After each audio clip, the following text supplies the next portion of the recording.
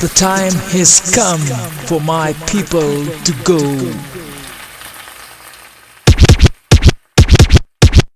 I'm not a queen, I'm a servant of the people. I'm not a king, I'm a servant of the people. It's what the people demand. We gonna keep fighting till we get that land.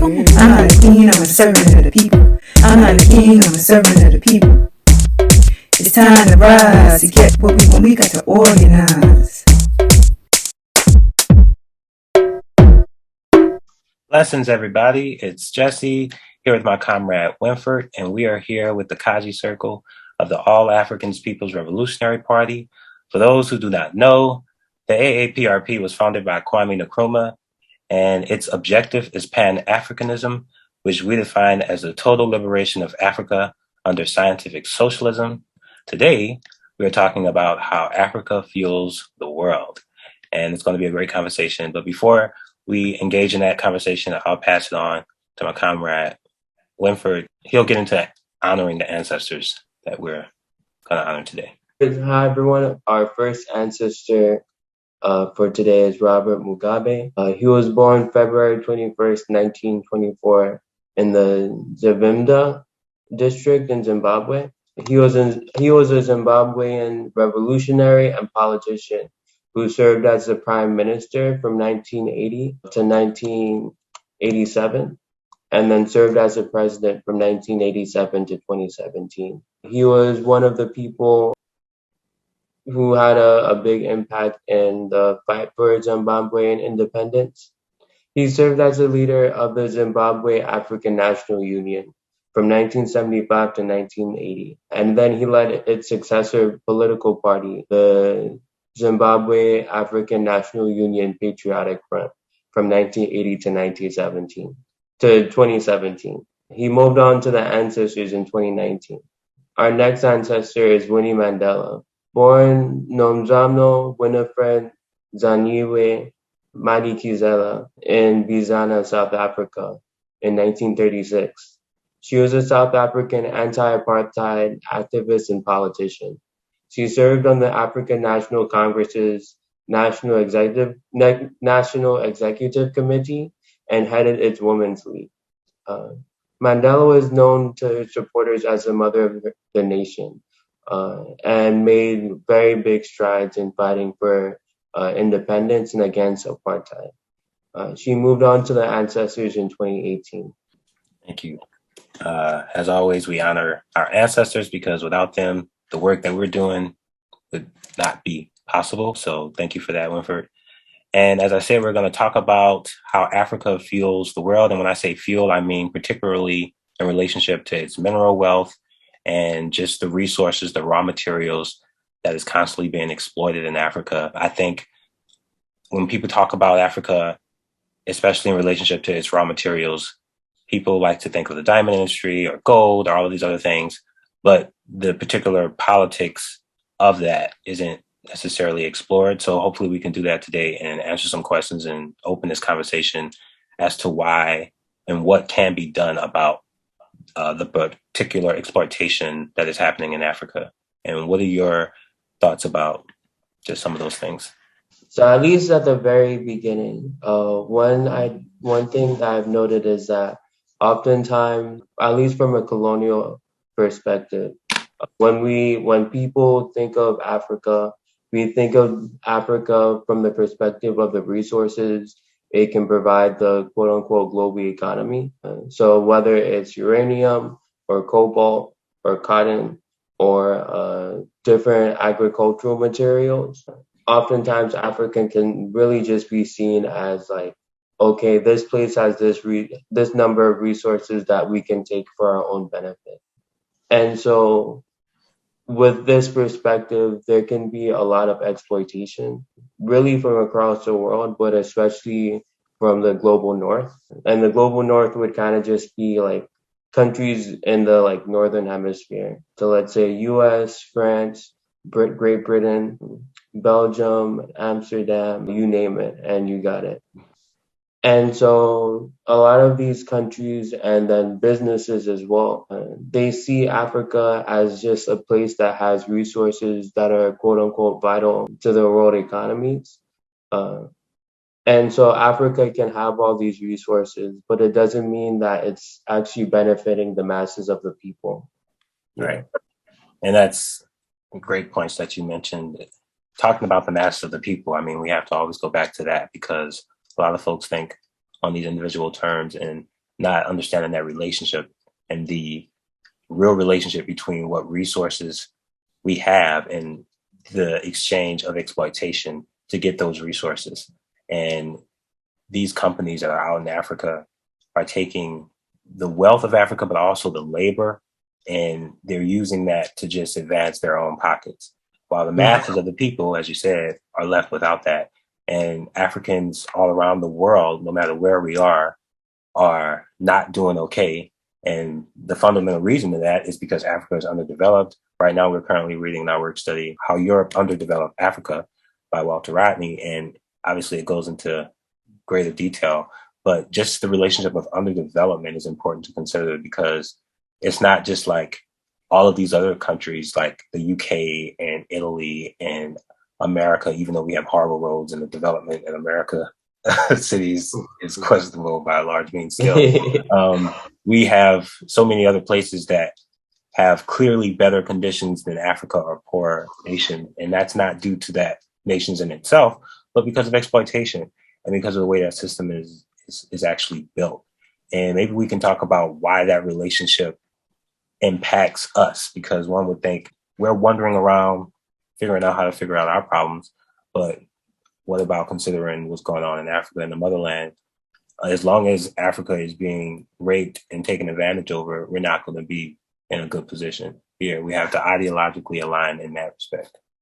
Yeah, I definitely agree. Like I think I said this in an earlier podcast. Malcolm X once said that you can't understand what's happening in the south of the US if you don't understand what's happening in the Congo. Because the people who are oppressing the people in the Congo are the same people in organizations and institutions that are oppressing people in the West, and really in most places throughout the world, oppressing Africans. And so the wealth that is gained from exploiting places in Africa is that same wealth that's used to exploit people outside of Africa. And the wealth that's gained outside of Africa is what's used to exploit people in Africa. So it's all really interconnected. So if we just try to individualize everything or containerize everything, we'll miss the big picture. All right. And the bigger picture is that the Congo in particular is one of the richest. It is the richest.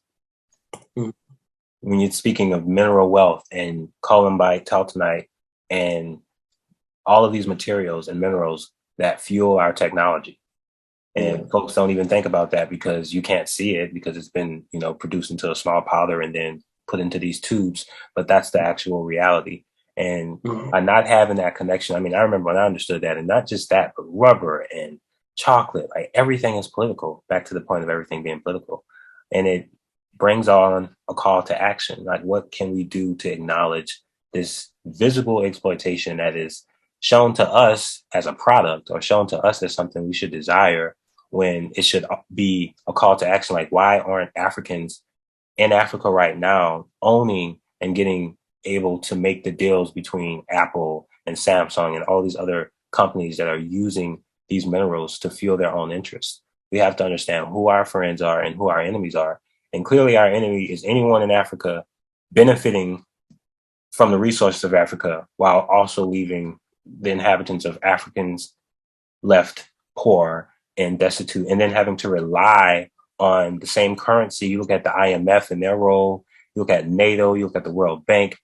These are not institutions helping Africans. They are helping themselves. And just like these predatory loans and all of these schemes and packages and these courses of financial literacy that are so encouraging folks to sort of like pull themselves up and get better at educating themselves and not worry about the masses of the people, but concern themselves, back to the individual point, of their own advancement and their own liberation. And the more we focus on individuals and we forget about the masses of the people, because the masses of the people, we might not have that money, but we have power together when we can organize. And that's the call to action. It's not to say that we're defeated by the system, because as Malcolm X said as well, we can't be sold into dollarism and just like getting a raise and, oh, when I get that money, then I'm gonna help the people. It's like, what do you have right now? What resources do we have right now? And clearly where the world is going, we're getting into a rough spot, but yet we have had tools. We have the internet. This is a contradictory tool because obviously it's used for surveillance and all these other things. But like we're recording here, we're able to get this message out. And it's just much further than seeing that individual advancement. But I think when you take propaganda and you take the petty bourgeois class who give us these resources, product placement, right? Where there's like, get this, buy this, yeah, you're good, but you could be even better if you get this product, or you can be even more clean if you invest in this. These are ways that just constantly give us to not think about the people who are actually producing that wealth for whatever billionaire. When you think of the petty bourgeois in particular, rich celebrities, right? And like, oh, I want to be like that. It's like, okay, how is that wealth accumulated, and how is that wealth being used to exploit folks? Because the role of exploitation can't be exempt when talking about, capitalism or getting wealth, financial literacy. Like maybe we can talk about how those terms, and just, obviously we've talked in passing about Jared Ball's myth of Black buying power, but how all of those things are propagated, particularly to Africans, as a way for us to step up and be better and be more whatever to advance ourselves in this country or abroad, wherever. Yeah. And I think an important note to point out is that it's not that these things are happening by accident, or just because like the individuals reaching power are just doing it because they have a bad personality or bad character. Even if those individuals weren't there would likely be other individuals who would take their place. And that's mainly because it happens through an entire process of exploitation. So whether in Africa or outside of Africa, there are processes created to maintain the power of really global northern countries, really throughout the world. There is like a lot of steps involved. At least at a high level, part of the process can include, really initially like hundreds of years of war, mass kidnapping, slavery, direct colonization from different governments and companies working together for the purpose of exploitation. So if you look really at any country in Africa and then look at the institutions and governments that existed prior to colonialization, you can see that most if not all of those different societies had to fight against, in this case, particularly European colonialism. Oftentimes there are wars that lasted years, if not decades, if not nearly centuries, for the sake of European companies and European governments having control over the resources and then also control over the people. Yeah, no, well said. We can talk about right now maybe just why they went to Africa specifically, thinking of the Berlin Conference here, 1884 through 1886, and or 1884 to 1885, and those conferences and why they were held, and the importance of them, these European countries, gathering together on a collective level, understanding which resources would be useful to whatever territory. And that decision in itself is still active today. It's like you mentioned, these are not accidents. These are planned, specific moments. And even when talking about revolution, I think it's always important for us to remember that it takes time. It is a protracted struggle. This was not just brought up out of nowhere. And a lot of folks want those immediate changes without recognizing the process aspect to it and just the importance of political education, which is ongoing forever. You're not going to arrive at any place of graduation. But to remember that this is a process. And just as the enemy organized to get this wealth, in the same way we have to organize ourselves in a way that we're on a collective level. We understand why we're doing it. We understand why we need these resources, and we need to own the means of our production. And of course, the enemy is going to work through, as you mentioned, there are kidnappings, embargoes. The people can gather together and make a decision, and we've seen what's happened historically to that. You know, there's going to be some contention, there's going to be some sanction which kill people. So the enemy is working over time, but this is not to discourage us or to say that we're not able to participate in recognizing why we must do this, because they're not going to just yield this over to us, right? Mm-hmm. We have to engage in an ideological struggle, one that understands the importance of an armed struggle, one that understands the importance of a collective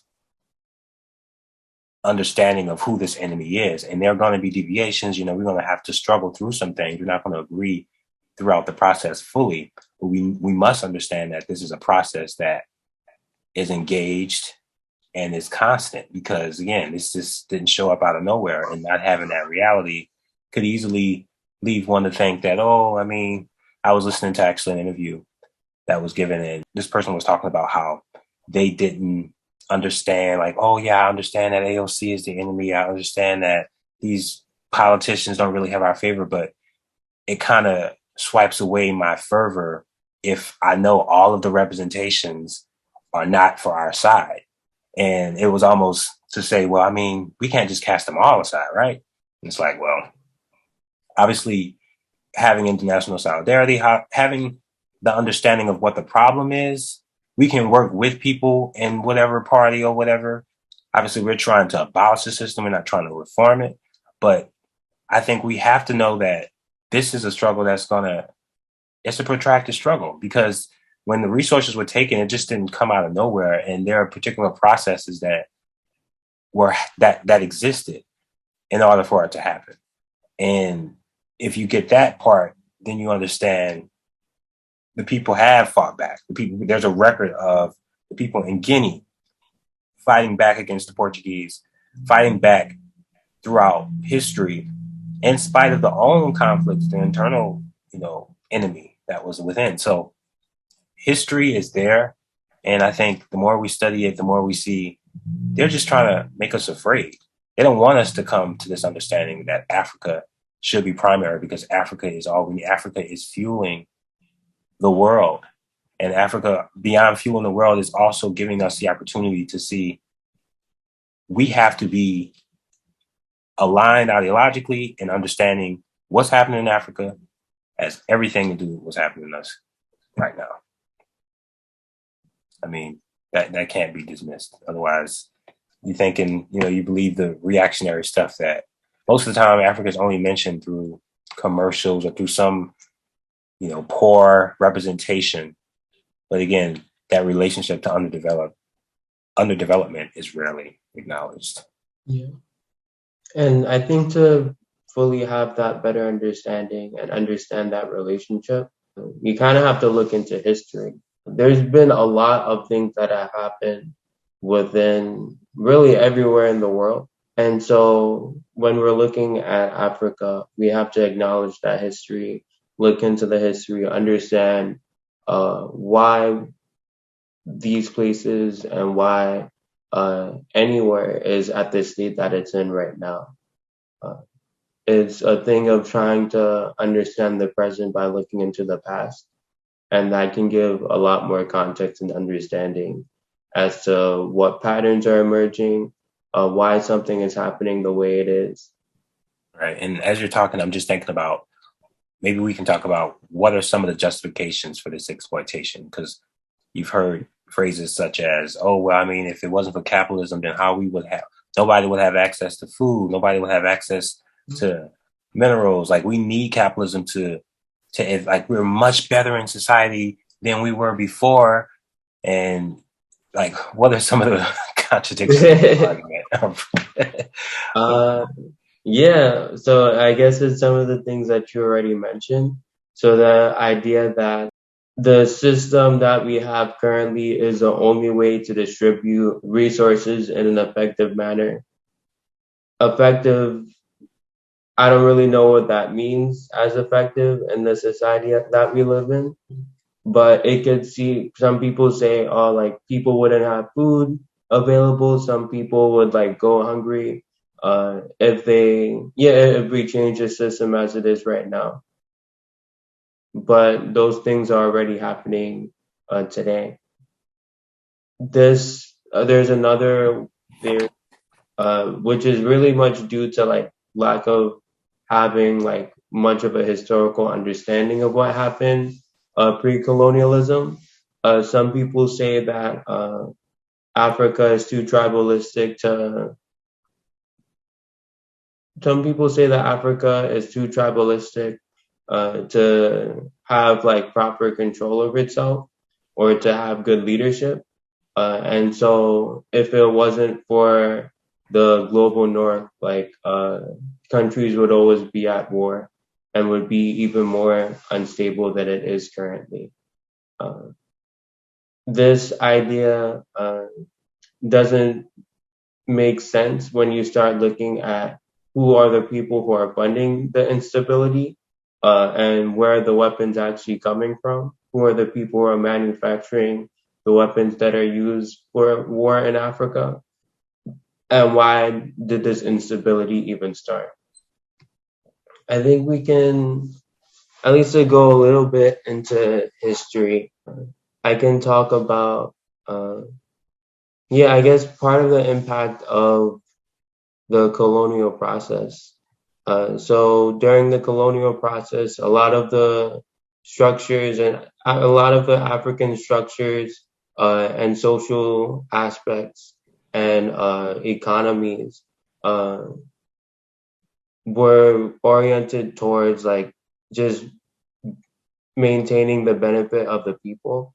So prior to colonialism, there were a lot of different governments, different kingdoms, different federations that were all had like different aspects and different goals, but they all had to be beholden to the will of the masses of the people.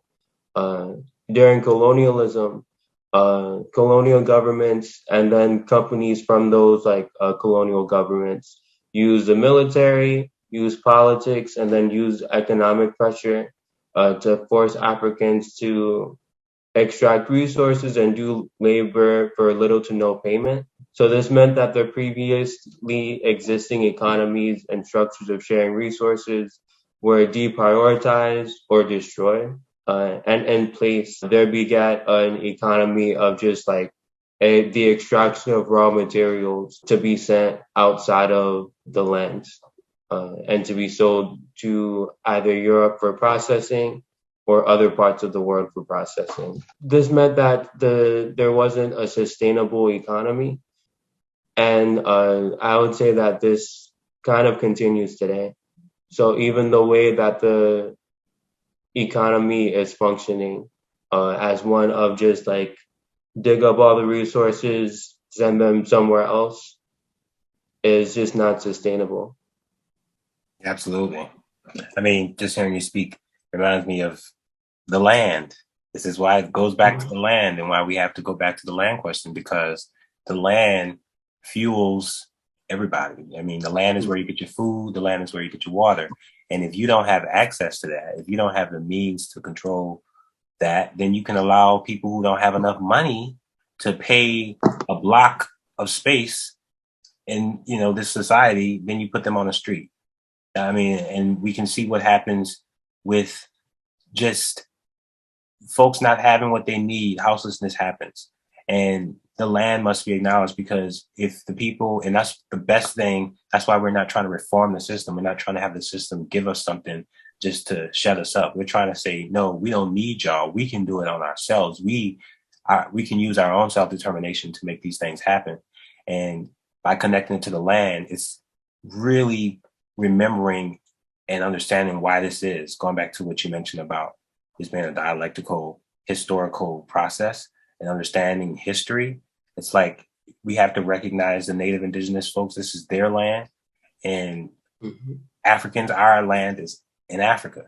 And for those that are saying, oh, I ain't trying to go to Africa, Africa ain't for me. Well, the moment we organize ourselves, because it will happen, it's an inevitability for Africans to be in Africa, owning the means of our production. And then what you going to say then? You're not going to try to go to Africa then? Is Africa then going to be, a place of disdain then? So we need to have that understanding and awareness, because the more you understand, the more you study about Africa and what Africa is doing, its role in global trade. And it's also important to also mention that trade in itself, I mean, we talked about this in our program meeting today, the differences between having our party and then trade. I mean, sometimes in building an economy, you're going to work with, you're going to have trade with folks that are not necessarily in the same alignment of your interests. This isn't to say that you can't do it. It's just to know that, these are steps that are made, and in every country and gaining their liberation and independence have involved themselves in trade and ways to build themselves up. And obviously it's best to work with socialist countries that are not trying to put on a huge, 45, 35, 24% interest or whatever. Is to recognize that there's going to be attacks from the enemy even when we make it to this place. The enemy is not going to just say, you know what, okay, they've gotten their independence, I'm going to step out. They're going to try even harder. They're going to infiltrate through CIA agents, through confusion, through whatever they can, so that folks are not, we see what they did with Libya, with Gaddafi, and just all of the many other things that have been historically documented of what their attempts are. So we know even when we get to that place, the struggle is going to have to continue, because they are not going to stop. This is going to be an ongoing battle, but we can win when we understand why we're fighting and why they're going this way and why the land is important, because it's not just about getting money. Even when people talk about reparations, reparations is obviously becoming a more prominent conversation. But if you're speaking of reparations and you're not talking about Africa, you're not talking about the land, you just want, a $50,000 check or whatever amount they would owe. It really makes me think of what a lot of Native Indigenous folks have. They've had many offers. Like, hey, here's 10 million, here's whatever, if you give us, and they're like, nah. And unfortunately, so many folks today, they'll take whatever crumb, some oligarch throw off of their shoe or whatever. It's like, oh, at least, that'll help me right now. It's like, no, we need self-determination. Money, if not connected to Africa, if not connected to the land, it's a nonstop. So, I just thought of that because obviously that's a big topic, and I've had this mentioned a lot, and we're likely going to talk about that further in reparations, because there's a lot of history with that. But it's important to know that land is the source of all power. And if you don't have that, and this is where it's like knowing who you are, and because this is also connecting who you are to where you are, where you exist, and why do you exist in that, and what conditions influence that existence. And back to the point of everything being political. And then what's your call to action? Because it's not just like a defeatist mentality. I used to believe that there was nothing that, what can we do? It just seems like there's nothing to do. We obviously stress organization, join an organization, fighting for justice, because if you don't have this organization, you don't have, tools that'll help you advance and understand how these systems operate, because they don't stop. And we can individualize the struggle and not understand. We can go broader and more forward. But the point on land, I'm sorry, I'm going on the rant. Back to the point on land. The point on land is that we recognize that and we fight for that, so that exploitation is attacked on every level. We're building capacity within each other, within a party, with international solidarity, other organizations, because the system is what this is about. It's not about these individual agents. This is a beast that's connected to something much more broader. In 2013, it was estimated that the Congo had about 24 trillion worth of unaccessed mineral wealth. 24 trillion.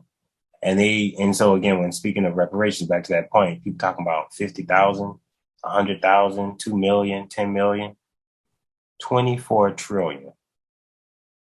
It's not even about the actual money. itself is to know that all of that, we come from a nation that produced all of that.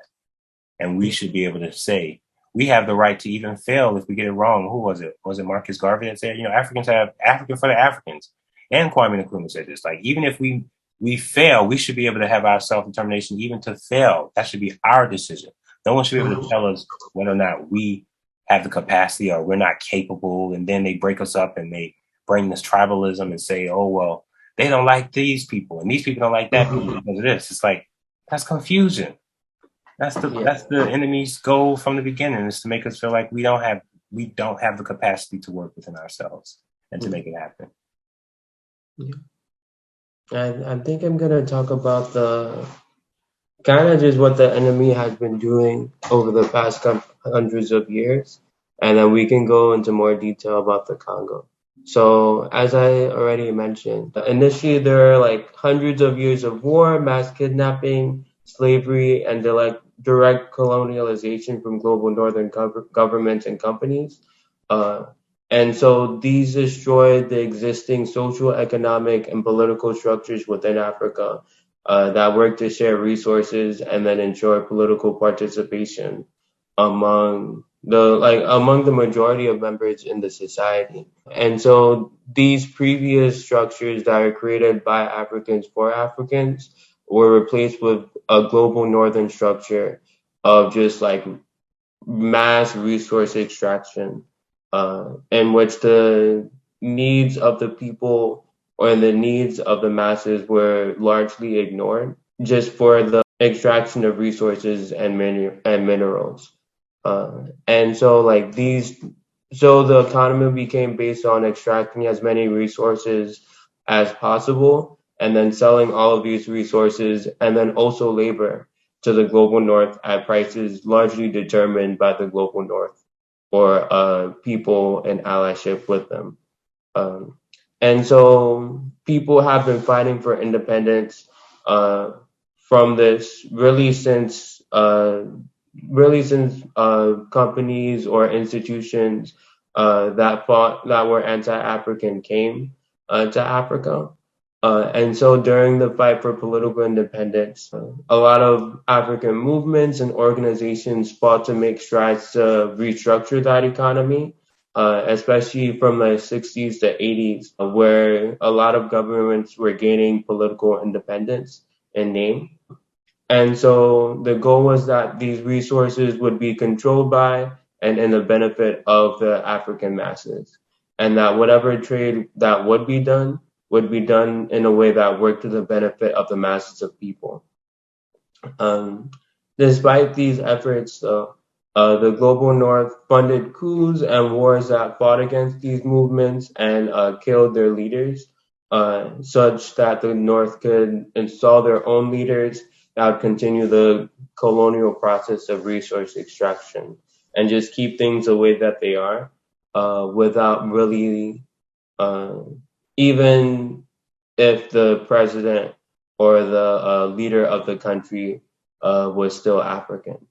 And so they supported groups of African individuals that would manage this resource extraction process for the former colonizers, maybe in exchange for military support and then a share of the wealth created from resource extraction.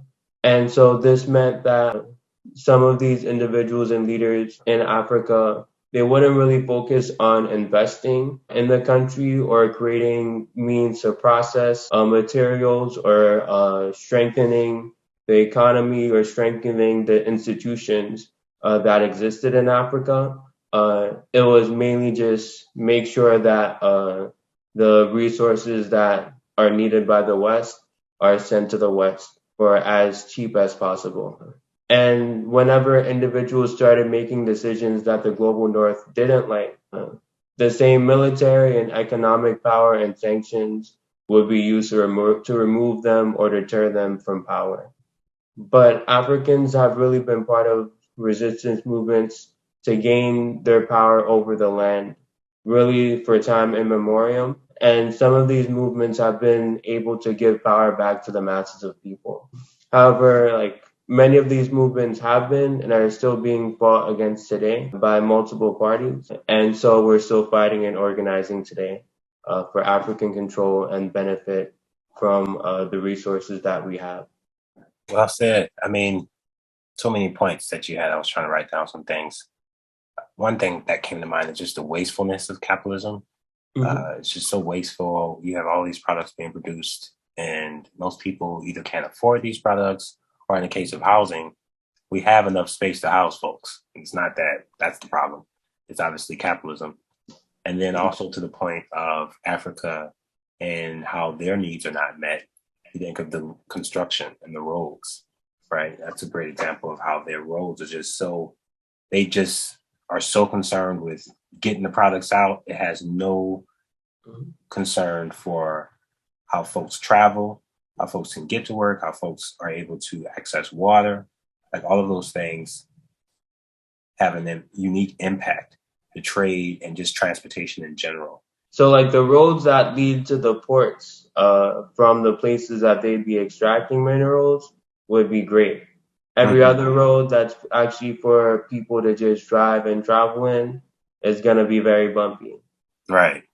So the roads that leads to where they need to make that money don't have to worry about no bumps, but everything else is like, yeah, whatever. I mean, and that just shows you right there, like the general unconcern for just their livelihood, just taking that material and just going forward with it. It shows that there's no socialist, obviously, clearly no socialist mode of production there. And why? And then the contrast of that is you go to somewhere like Cuba, and I've not been there yet, but I've heard, many comrades speak of just what an experience it is to see folks just really living in an area where they don't have to worry about these other forces, the force of oppression coming through exploitation of your job, or how I'm gonna pay this and I don't have this. And whereas there are folks living in places that they don't have to worry about that extra weight. So it's not like there have not been movements. It's not like the movements have not been stopped, because again, capitalism knows no end. It's just constantly trying to feed itself and expand. This is why Lenin said imperialism is the last stage of capitalism, because it has to eat itself up to the point to where everything is commodified. I mean, we're understanding that now even more so. So to not connect Africa in particular to our struggle, because even when folks think of, Black Lives Matter or the Black Liberation movement is what it should be. But when you think of our lives and what we're doing and how we're attacked, and if one thinks that that's just happening out here, or if one thinks that the Israel Defense Force, the IDF, are not out in other places, training the military to be violent. So, I mean, this is a system, and it's so much more beyond ourselves. And just that point, Africa, we got 2 billion Africans scattered all around the planet. And most of us understand what the problem is, but so much propaganda has been created to remove our call to action to organize against it, because the sidetracking of the slave, or we just focus on these other things. We forget the system is at work. And therefore, I mean, some people even, they fight so hard for where they live, where, there's no connection to home. Home is like what? I'm not African. I'm not going back to Africa. And it's like,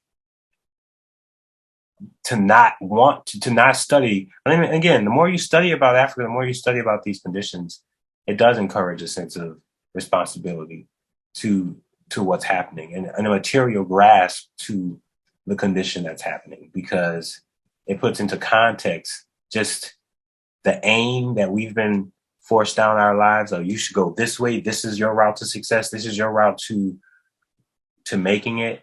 Always exempts the source. Returning back to that source, knowing why is this?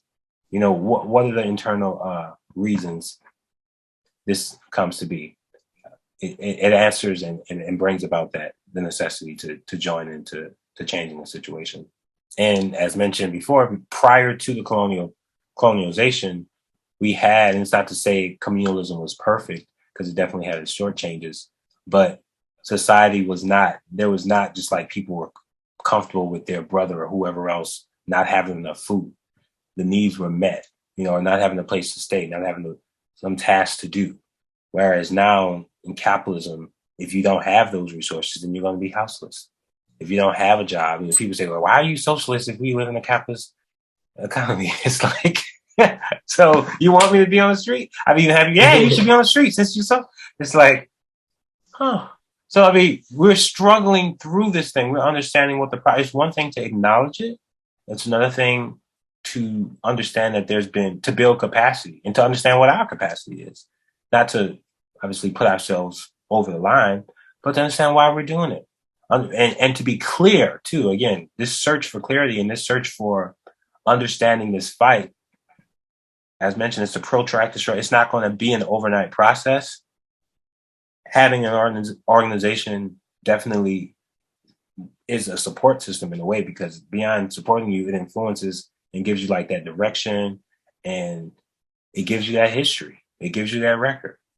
It gives you that place of challenging and struggling through. Like, there's not going to be always just, it's not a gravy train with biscuit wheels. There's going to be some struggle, but that struggle is necessary to helping you see what can be and what can be achieved and what can be implemented even. And those practices and those behaviors and all of our ways of gaining understanding is obviously going to be, it's a struggle. That's why we say it's a struggle, because every day it's a force coming at you, from personal forces to, the system is working 24/7.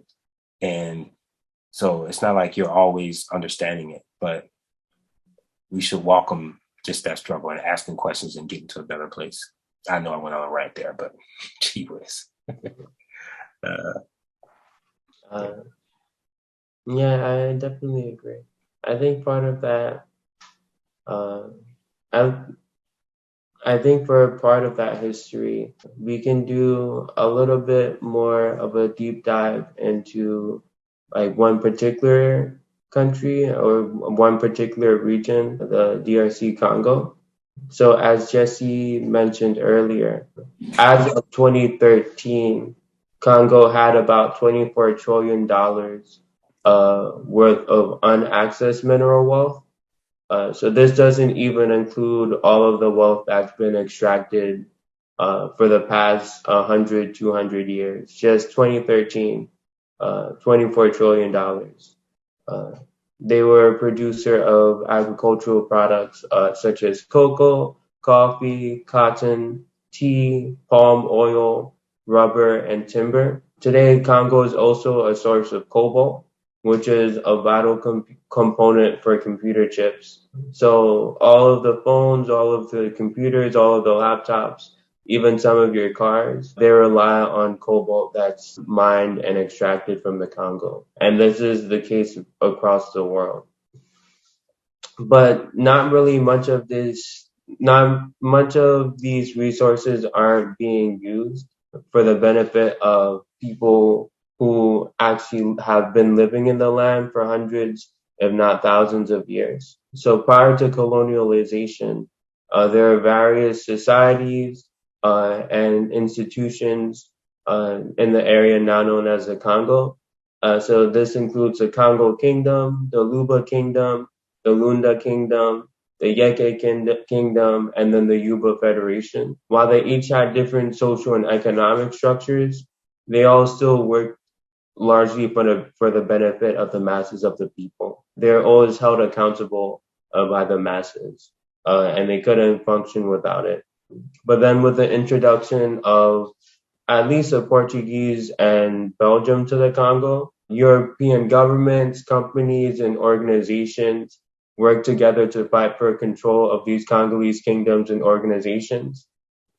And so what they would do once they gain control is kidnap people into forced labor as part of the international slave trade. They put people into forced labor to extract materials in the Congo itself, such as rubber and cotton. There's actually a historian, his name is Dave Brenton. He describes that while under the Dave Renton describes that while under the control of King Leopold of Belgium, little thought was, this is a quote, so quote, little thought was given to the feeding of the people, but force was everything. Subsistence agriculture was not recognized in this system, lest this encouraged the people of the Congo to concentrate on feeding themselves. The extracted surplus was everything they could harvest. Few goods were traded within the local economy.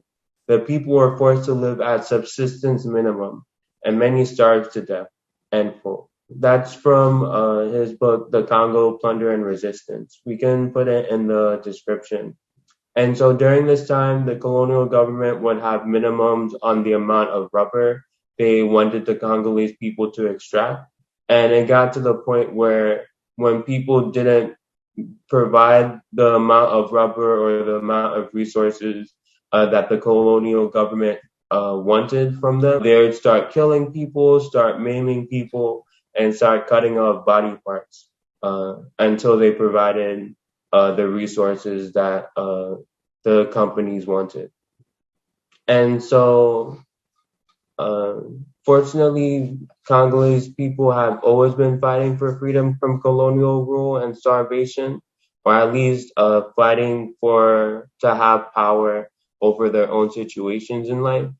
And so by June 30th, 1960s, many revolutionaries, including Patrice Lumumba, were able to fight and gain freedom, political independence from Belgium.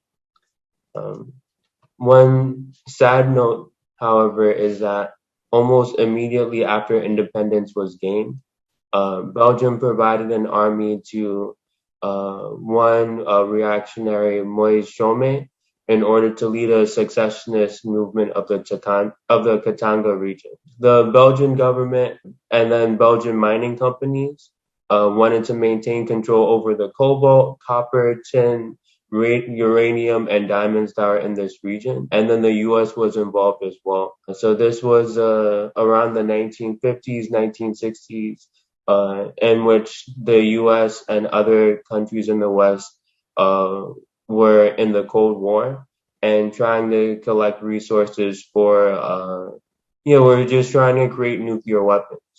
And so since Congo had uranium and other resources as well, the U.S. stepped in, Belgium stepped in, and in addition to uranium, they were just trying to extract as many resources as possible for their own wealth. So on top of providing an army to somebody to lead a secessionist movement part of Congo, they also backed the coup against Patrice Lumumba, who was Congo's first president, and then replaced him with Mobutu. If you go later in time, in the late 1990s, you can see that during the Second Congo War, global northern mining companies funded multiple groups in the war. And so they provided money, weaponry that led to even more bloodshed. And then even more recently, you can see cases in which the World Bank writes policies for the Congo to follow in order to promote its own interests. So one example is Decree number 7 from 2002, in which the government claimed sole ownership over all of the land and resources in the country, which made it easier to make deals with global northern mining companies and extract as many resources as possible. And that's, just hearing you say all this is just blowing my mind when you think of the active way capitalism tries to revert this exploitation by encouraging African folks to involve in business in Africa, right? To be involved with these mineral companies and production companies. And of course, that involvement means the masses of the people will be left out of that picture. Just one sole individual, ranking to a CEO or whatever role, and the masses of the people don't get any of that. And that's why this revolution, the revolution that is needed is to, radically transform society so that that is not the ideal. We don't need to be happy and celebrative of people who are just going after their own interests when the masses of our people are struggling. And to know that businesses are able to collaborate with IMF and the World Bank, that tells you right there that they are not concerned about any social program for the well-being of everybody. It's only about a select few. And if it's only about a select few and most of the people are struggling, we have to make a radical change, because that's not going to allow, it's just not going to even make sense based off of capitalism's own system. Its own contradiction of supply and demand. And then also you have all of this stuff that people can't afford. All of this stuff people can't afford that we can't afford. They say, okay, we'll give you credit. It's like, yeah, but credit isn't real money. That's not going to give anything. So yeah, these countries all in Europe are having also to depend also from, like the Francophone. France is using its power to exert itself on other nations, saying you have to use our money. How is that freedom for us if we don't have our own resources and we gotta depend on them? And the more we fight for that, and this is why radical and revolutionary thought is often silenced, because they don't want us to come to that awareness that we can fight for it. It's always, no, you can involve yourself in it. You can get a piece of the pie. Like, the pie is free enough for you. You can get a piece of that. Don't talk about everyone else, because they gotta work for it too. We don't give handouts, It's their problem. Yeah, it's their problem. And it's like, that has deeply set into so many folks' mind. And it really discourages and even desensitizes a notion of change, because you feel like you can't do it, and that the powers that are at play are able to stop you through threats. And yeah, they're going to threaten it, but we have seen examples of otherwise. When there's contention involved, we have to struggle to get our freedom. It's just not going to be given to us. It's not going to be willed off. And we see billionaires like Bill Gates literally telling Africans that he's going to help them farm. He's going to give them better farming techniques. Like, Africans don't know how to farm. Like, they needed this man to come to their place and tell them how to put seeds in the ground. And, and we praise, and I say we, but I should not say we, because I don't. There are folks. I hope not. But there are folks that praise someone like Bill Gates or Jeff Bezos or any oligarch that has all this money, because it's seen as a source of power. And we got to change the language around that. We got to start really speaking specifically to not just what Africa is bringing to the world, but to understanding the active role that plays into how capitalism itself is exploiting us as well. And when you think of agriculture and farming, that's mostly women and non-men that are doing that work. They're not getting any benefits from being on these farms that these corporations purchase and have folks work without paying them a livable wage and taking away their dignity by working them long hours. So, yeah, this conversation just really, hopefully it shows you that it's important to understand these structures are corresponding to a system, and that these are not alien occurrences. Specific choices have been made to allow that to happen. IMF, as you mentioned, they create policies directly with these companies to benefit themselves. And the nature of these policies are always capitalistic and parasitic. They're never for the advancement of our liberation. So join an organization fighting for justice, because it's not like there's not been work that has been done fighting, and we have to understand the necessity of that work. And knowing that, even as mentioned, even when there is some independence, even if there's a win, even if you look at the unionization of the Amazon workers just recently, that's a win, yeah, but we need to advance that even forward. We need to understand that we have the power of workers, those that are working. Every time we get our checks and we look at how we've been robbed and how they're taking all this money, it's like we have that power, and having that united understanding and aligning and having that class consciousness as well, and understanding all the various intersections of what goes into that exploitation, because it's many things. I don't know, it just deepens a sense of reason to make that change and to make that forward direction. So do you have any last words that you would like to add to this conversation? Yeah, I'd say make sure you read how You're Undeveloped Africa by Walter Rodney. Secondly, The World in Africa by W.B. Du Bois. What other? Yeah, Women in Society by Secretary. I mentioned that specifically because of the labor's relationship for women and non-men and how that plays out. The Congo, Plunder and Resistance by Dave Renton. Okay, that's a good one. Yeah, we'll put the links in the description. And also, please remember to check out our other revolutionary programs from Forward Era Podcast on Spotify, Revolutionary African Woman, Our Ancestors' Voices with Ajamu, Umi, and Shakura. We have the A-APRP New Mexico chapter. So there are a lot of folks talking. Black Power Media. So there are a lot of folks doing the work. Please be sure if you have any questions about an organization, about political education, please do not hesitate to reach out. And yeah, y'all join an organization fighting for justice. Let's do this work. There's a lot of work that needs to be done, and we can do this work. We have the capacity. And yes, forward ever, backwards never. Yeah, forward ever.